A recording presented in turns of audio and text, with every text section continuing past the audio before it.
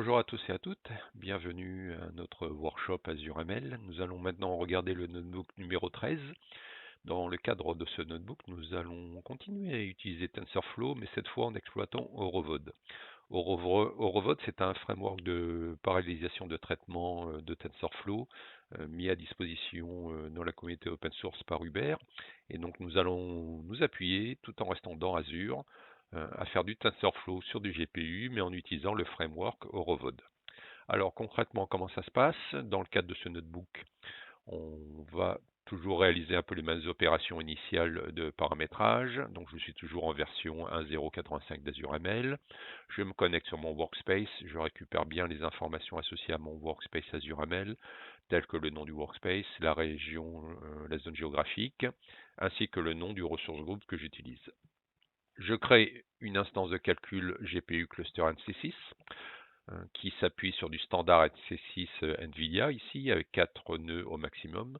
Donc notez bien que le nom du cluster doit être unique, c'est-à-dire si le cluster existe déjà, vous ne pouvez pas le remplacer immédiatement, il faudra le supprimer au préalable. S'il n'existe pas, bien sûr, le cluster sera automatiquement créé au bout de quelques minutes. Et pour vous assurer de la création, vous pouvez par exemple soit utiliser le code Python correspondant, soit aller faire tout simplement un petit coup d'œil du côté du studio et d'aller regarder dans les training clusters si votre instance ici GPU cluster est bien créée. C'est le cas ici. Il est en cours de redimensionnement, mais parce que je ne l'ai pas utilisé depuis quelques temps, mais il figure bien ici dans la liste des training clusters. Je reviens ici dans mon notebook, je vais charger mes données et je vais commencer à faire mon TensorFlow. Pour cela, je vais utiliser un fichier Python qui fait du Word2Vec en distribuant ça sur Horovod. Donc c'est un fichier de code Python déjà existant à côté de mon notebook. Et je vais toujours utiliser le TensorFlow, ici l'estimateur TensorFlow qui me permettra de faire ça. Je précise toujours la localisation du script. Et la petite particularité ici, pour faire de l'Horovod, c'est d'utiliser le distributed backend égale MPI. Je vérifie bien que je suis bien en use GPU égale true.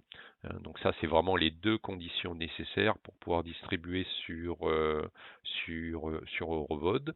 Le run va prendre à peu près 10 minutes. Là, dans cet exemple, il m'a pris 5 minutes. Mais si vous venez juste de créer un cluster GPU, le temps de l'activer, ça peut rajouter 3-4 minutes supplémentaires au temps de traitement. Dans mon exécution, il était déjà actif et donc voilà, en 5 minutes, j'arrive à exécuter mon traitement. Je peux sonder l'état de mon traitement. Effectivement, je vois bien qu'il est en completely ici.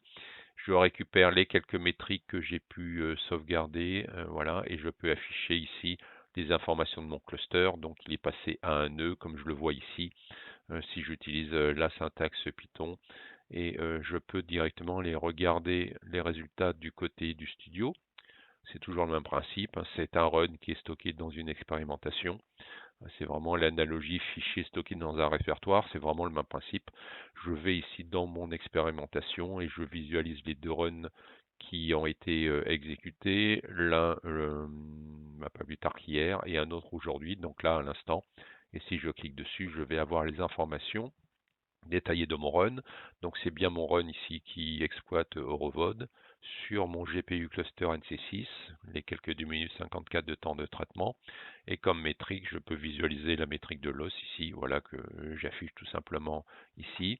C'est toujours le même principe, j'ai la sortie output et log ici dans cet écran-là. Et j'ai ici les snapshots. Le snapshot, c'est en l'occurrence le code Python que j'ai exécuté. Donc ça me permet d'avoir une traçabilité effectivement de la sortie, puisque j'ai la main sur le code ici qui a directement généré la sortie. Et ce fichier Python ici, il fait partie intégrante ici de mon run. Voilà, donc dans le cadre de ce notebook numéro 13, nous avons fait du TensorFlow avec Azure, avec l'estimateur TensorFlow. Nous avons utilisé la distribution disponible via le framework Horovod d'Hubert. J'ai tout simplement uniquement spécifié ici le distributed backend égal à MPI pour utiliser Horovod. Merci à tous et à toutes et très bonne journée.